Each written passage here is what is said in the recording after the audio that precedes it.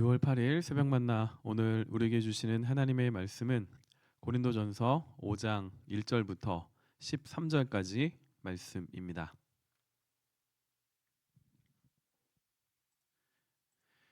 제가 봉독하겠습니다. 너희 중에 심지어 음행이 있다함을 들으니 그런 음행은 이방인 중에서도 없는 것이라.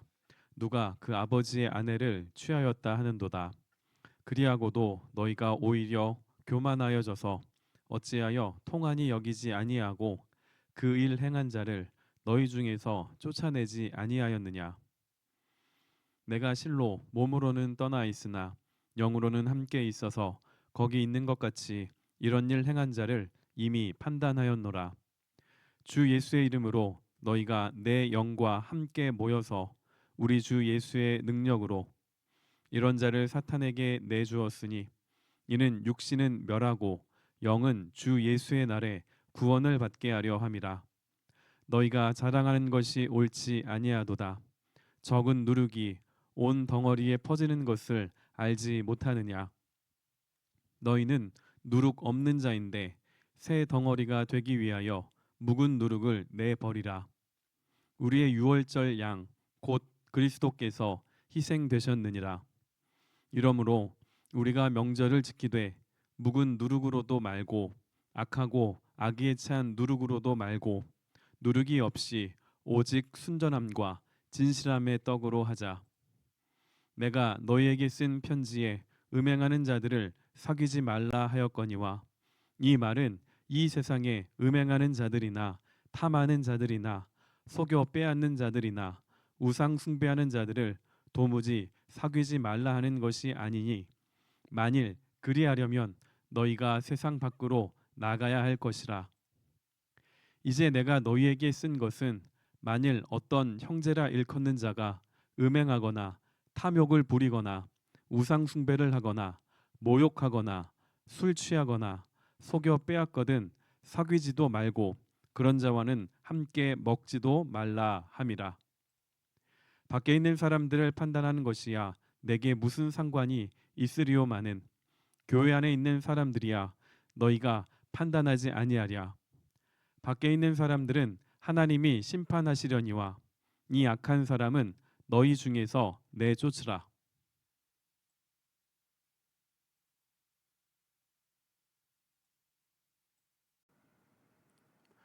오늘은 교회의 표지라는 제목으로 말씀을 나누겠습니다. 종교개혁자들은 참된 교회의 표지를 세 가지라고 주장을 했습니다. 말씀, 성례, 권징입니다. 하나님께서 기뻐하시는 교회라면 반드시 갖고 있어야 하는 특징이 말씀과 성례와 권징, 치리입니다. 이 중에 말씀과 성례는 어느 정도 납득이 가시겠지만 여기에 왜 권징, 치리가 포함되어 있을까요? 기독교는 사랑의 종교이기 때문에 모든 것을 용납해주고 모든 것을 이해해주며 모든 것을 다 받아주어야 하는 것이 아닌가, 이런 생각을 하시는 분이 계실지도 모르겠습니다. 그런데 하나님께서 교회에게 바라시는, 교회에게 기대하시는 가장 중요한 것이 거룩함입니다. 이 거룩함을 위하여 교회는 권징, 치리를 행해야만 합니다. 이것이 없이는 교회는 거룩함을 상실해버리고 세상보다 오히려 더 심각한 죄가 만연한 그런 곳이 되어버립니다. 그런데 이런 교회가 존재할까요? 존재했습니다. 바로 본문에 나와 있는 고린도 교회입니다. 바울은 고린도 교회 안에서 일어난 음행을 이야기합니다.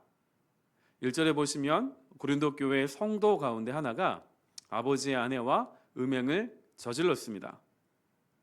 당시 로마 법에서도 근친상간은 중범죄로 분류가 되었고, 바울이 언급하고 있는 것처럼 이방인 중에서도 이런 일은 행하지 않는다. 자, 그런 일이 버젓이 교회 안에서 일어났습니다. 그런데 교회 안에서 이런 음행이 일어난 것도 문제이지만 더 큰 문제가 고린도 교회에 있었습니다. 2절에 보시면 그리하고도 너희가 오히려 교만하여져서 어찌하여 통한이 여기지 아니하고 그 일 행한 자를 너희 중에서 쫓아내지 아니하였느냐. 자, 고린도 교회는 가족 간의 음행이 일어났음을 알았다는 것입니다. 그런데 이것을 알고도 내버려 두었습니다. 바울은 그런 고린도 교회를 향하여 교만하여져서라는 말로 표현을 하였는데요. 교만하다라는 말의 의미는 부풀어 오르다라는 뜻입니다. 고린도 교회의 교만은 음행을 통한이 여기지 않았고 그래서 음행한 자들을 쫓아내지도 않았습니다. 개인주의적 성향이 강한 지금 시대에서 아니 개인적으로 일어난 일인데 그것까지 교회가 간섭해야 하는가? 이렇게 생각을 하실 수도 있습니다. 하지만 바울은 이 문제를 개인의 문제로 치부하지 않았습니다. 이 문제는 공동체의 문제다라고 말을 합니다. 어제 주일 설교 시간에 말씀을 드렸던 것처럼 우리는 하늘 가족이기 때문에 그렇습니다. 고린도 교회가 이 음행의 문제를 내버려 둔 것은 아마도 이 일을 행한 자가 정치적으로 그리고 경제적으로 후견인의 위치에 있는 자였기 때문일 것입니다.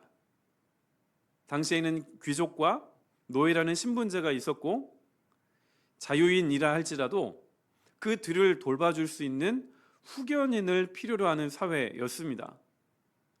도움을 받는 자가 자신을 도와주는 자의 음행을 발견하고 그것은 죄입니다. 그것은 잘못되었습니다. 그것은 회개해야 합니다 라고 말할 수 있을까요? 쉽지 않습니다. 자, 그러면 교회 안에서 일어난 죄의 문제를 어떻게 해야 하는 것일까요? 이 문제는 교회 공동체적으로 다뤄야만 합니다. 4절과 5절에 가서 보시면 주 예수의 이름으로 너희가 내 영과 함께 모여서 우리 주 예수의 능력으로 이런 자를 사탄에게 내주었으니 이는 육신은 멸하고 영은 주 예수의 날에 구원을 받게 하려 함이라. 자, 여기에서 이런 자를 사탄에게 내주었으니 라는 말은 출교 명령입니다.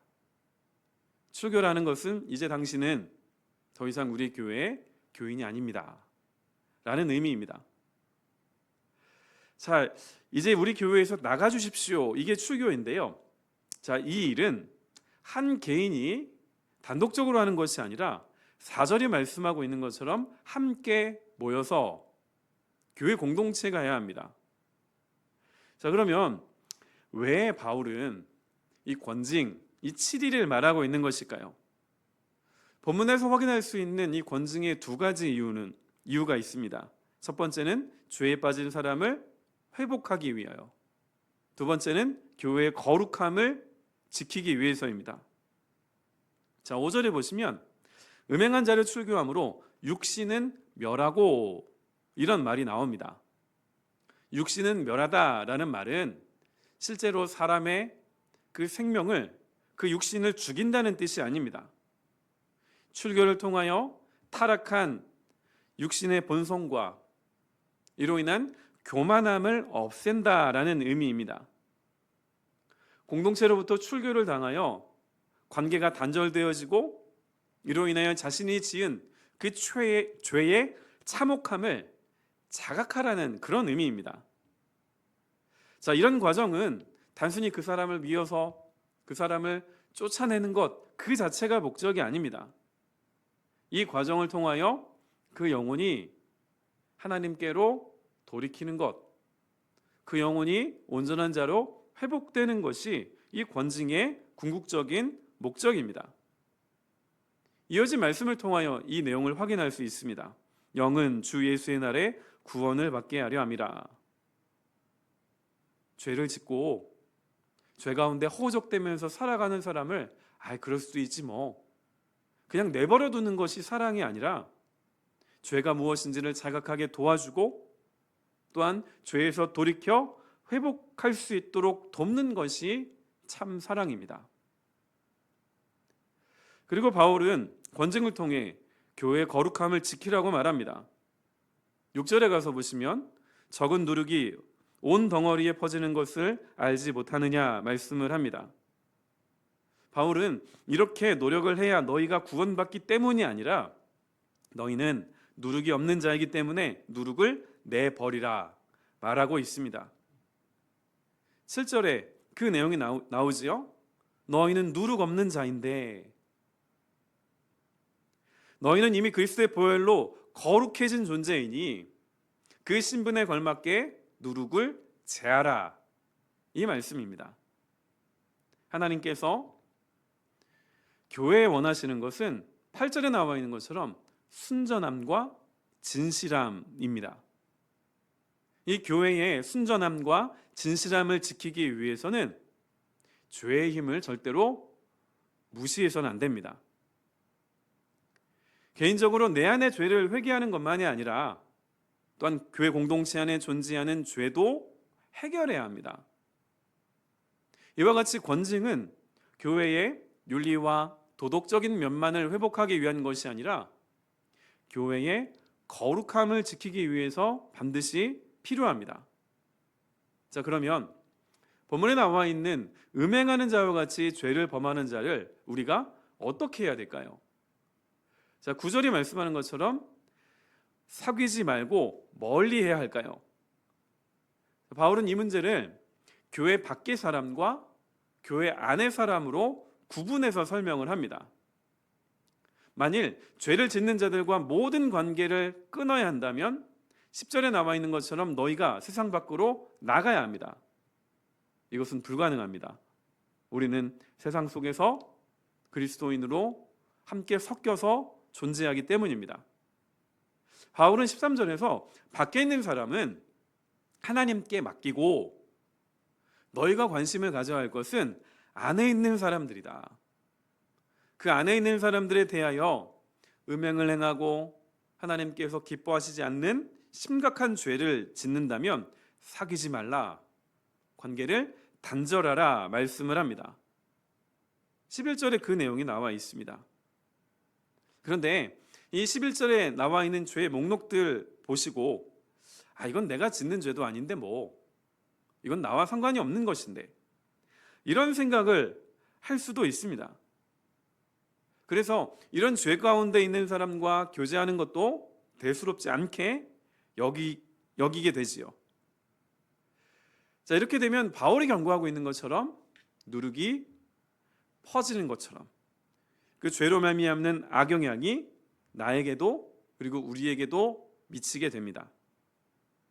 자, 교회 공동체 안에서의 발견한 죄의 문제는 13절에 나와 있는 것처럼 너희 중에서 쫓아야 하는, 어느 한 사람의 개인의 문제가 아니라 너희 중에서 쫓아야 하는 우리 모두의 책임입니다.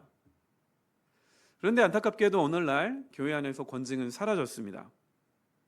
권징을 할 마음도 없고 권징을 시행해야 하는지 말아야 하는지를 판단할 수 있는, 그 사람이 어떻게 살고 있는지 서로를 향한 관심도 없습니다.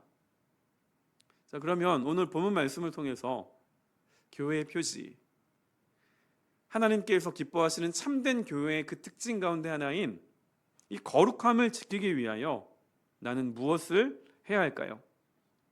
그리고 우리는 우리 교회의 교회다움을 증명할 수 있는 거룩을 위하여 무엇을 해야만 할까요? 바울이 1절에서 말하고 있는 것처럼 이런 음행은 이방인도 하지 않는다 말한 것과 같이 현대 교회 안에서 어렵지 않게 발견되는 이런 말도 안 되는 일들이 버젓이 지금도 일어납니다. 세상의 윤리와 도덕의 수준에도 미치지 못하는 일들이 교회 안에서 일어나고, 그리고 고린도 교회가 보였던 것처럼 그 일을 알고도 내버려 둡니다. 나와는 상관없다 하는 무관심일 수도 있고요.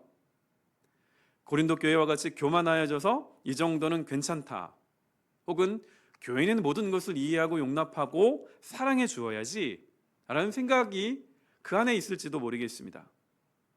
그런데 하나님은 그런 모습을 절대로 기뻐하지 않으십니다. 바울은 왜 출교까지 명했을까요? 하나님께서 기뻐하시는 교회는 거룩함이 없이는 하나님께서 인정하시는, 하나님께서 기대하시는 교회가 아니기 때문에 그렇습니다. 개인의 음행이 공동체 문제라고 지적하는 이 바울의 말을 잊지 마시기 바랍니다. 우리는 그리스도의 십자가로 말미암는 하늘 가족 공동체입니다. 그래서 내 개인의 죄만을 통한히 여기는 것으로 만족하지 마시고 하늘 가족인 형제요 자매의 죄도 하나님 앞에 함께 가지고 나아가 거룩함을 지킬 수 있기를 바랍니다. 사랑이라는 이름으로 모든 것을 용납하고 모든 것을 받아들이면 그 영혼만 죽는 것이 아니라 그 영혼과 함께 교회 공동체도 같이 죽습니다. 하나님도 예수님의 십자가를 통하여 그냥 죄 없다 치고 넘어가시지 않았습니다. 예수님을 통하여 반드시 그 죄를 향한 진노를, 그 심판을 보이셨습니다. 우리 개개인이 다시 시작하는 이 한 주간의 삶 동안 삶의 자리에서 거룩함으로 나아갈 때에 교회 공동체 안에 있는 죄의 문제가 무엇인지 보이게 될 것입니다. 죄에 대한 민감성이 우리 안에서 자라기 위해서는 매 순간순간 우리 안에 거주하시는 성령 하나님의 인도하심을 따라 살아가야만 합니다. 다시 시작하는 한 주간의 삶의 자리에서 우리 모든 성도님들이 세상의 가치와 말과 행동을 따르지 않고 세상과 구별된 거룩함으로 나아가시기를 주님의 이름으로 축원드립니다. 기도하겠습니다. 하나님, 오늘도 주의 말씀 앞에 서게 하시고 주의 말씀을 들음으로 나와 우리 교회 공동체의 믿음의 현실을 돌아보게 하여 주시니 감사합니다. 오늘 본문을 통해 확인한 것처럼 하나님께서 기뻐하시는 교회의 표지가 무엇인지 우리가 기억하기를 원합니다. 하나님, 지금도 죄악이 관영한 세상 속에서 우리는 살아갈 수밖에 없습니다. 그럼에도 불구하고 내가 누구인지를 잊지 않게 하여 주옵소서. 그리스도의 보혈로 말미암아 구원받은 거룩한 하나님 나라 백성임을 알게 하여 주셔서 하나님께서 보내신 모든 삶의 자리에서 거룩함으로 나아가게 하여 주옵소서. 매 순간순간 하나님을 의지하고 내 안에 언제나 거주하시는 성령 하나님을 의지하는 삶을 살아가게 하여 주시기를 원합니다. 이를 통하여 내 안에 거룩함이 먼저 일어나게 하시고 나를 교회 공동체로 부르신 하나님의 그 뜻을 따라 우리 교회 공동체를 향한 하나님의 거룩한 부르심이 무엇인지를 또한 보게 하시고 알게 하여 주시옵소서. 예수 그리스도의 이름으로 기도드립니다. 아멘.